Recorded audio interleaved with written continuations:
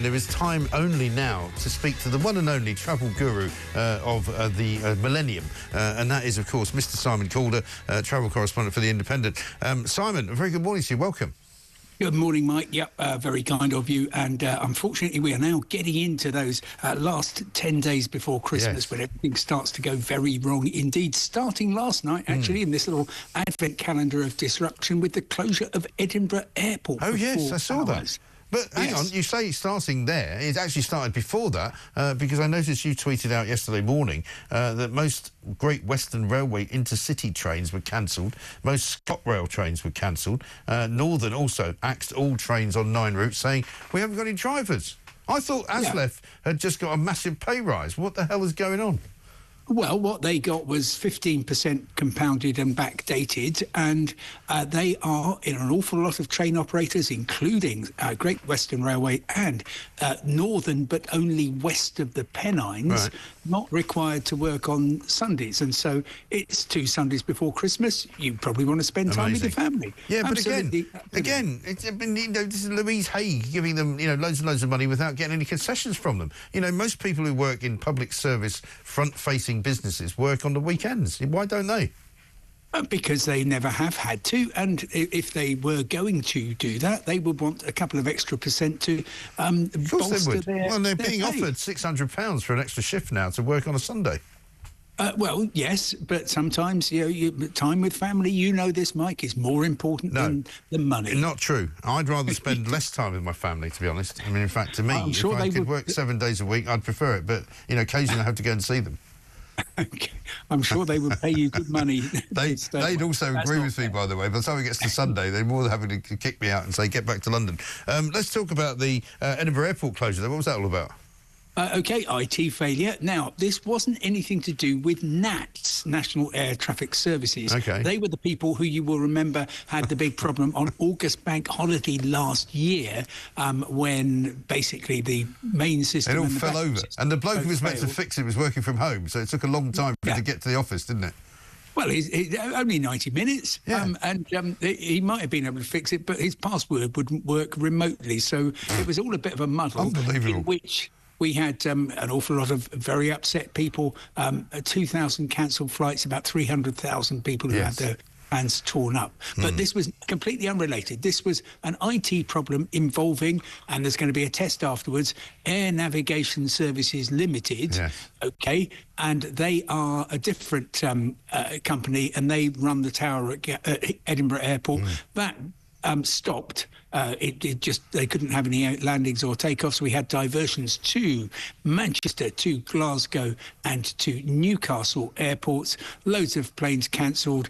Probably about 5,000 people who had their journeys completely wrecked. Yes. And then you have people like the lot who were going to Doha, who left 5 hours later, I think. And guess what? Most people go on Qatar Airways to Doha because they've got a connection within the next couple of hours. That didn't go well for them. No. I'm sorry to say. And I'm sorry to say that an awful lot of these IT systems don't seem to have very much of a backup. When they fall over, there doesn't seem to be anything that can kick in to make sure everything can be done. It seems amazing to me that in this day and age we don't have proper backup systems for all of these, very complicated electronic scenarios.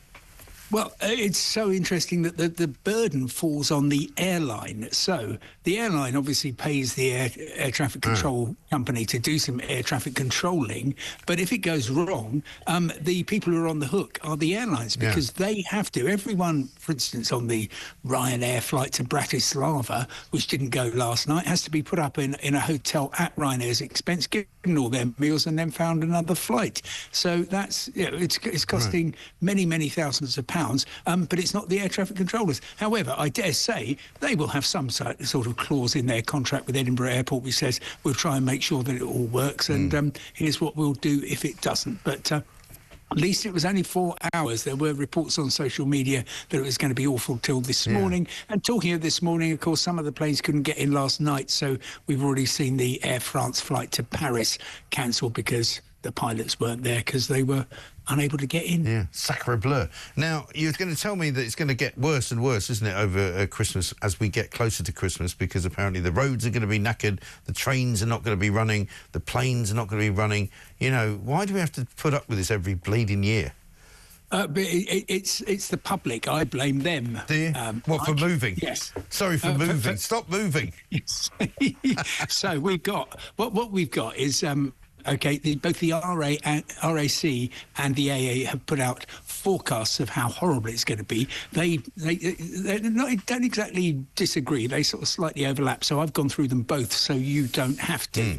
And according to the RAC, it's going to start with pre-Christmas panic this coming Wednesday and Thursday. Oh, yeah. Okay. Everyone agrees, go into Frantic Friday, which the AA says is going to be the busiest day of the winter. What you're going to get on Friday night is a combination of all the usual work traffic plus people beginning their getaway journeys. So that's going to be very messy. And guess what? The M25 west of London isn't going to be terrific. The AA also says the M4 going west to Bristol, the M6 in the West Midlands, and a special appearance by the A38, which I assume is Bristol Airport, south of the city.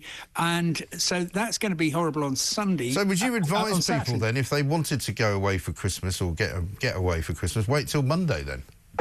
Well, Sunday's looking all right. Monday is looking messy. Really? You're going to get extra congestion on the M1 from Luton to Northampton, the M5 Bristol to Taunton, the good old A303. Who could forget that route from At least you get to see Stonehenge, though, if you go that way. Exactly, Stonehenge, yeah. And the M42 and special guest appearance, a little cameo from the A64 around York. That's going to be awful on Monday. But actually, the RAC says the busiest single day for getaway journeys is going to be Christmas Eve. Peak time is going to be 10 a.m. to 4 p.m. And honestly, the best way to avoid the jams is either start off very early in the morning or go after they've all subsided, which on the 24th is going to be after 4 p.m. Yeah, or just don't go anywhere. Just stay exactly where you are and make people come to you. That's what I would suggest. Simon, very good to talk to you as ever. Thank you very much indeed. Simon Calder, travel guru from The Independent.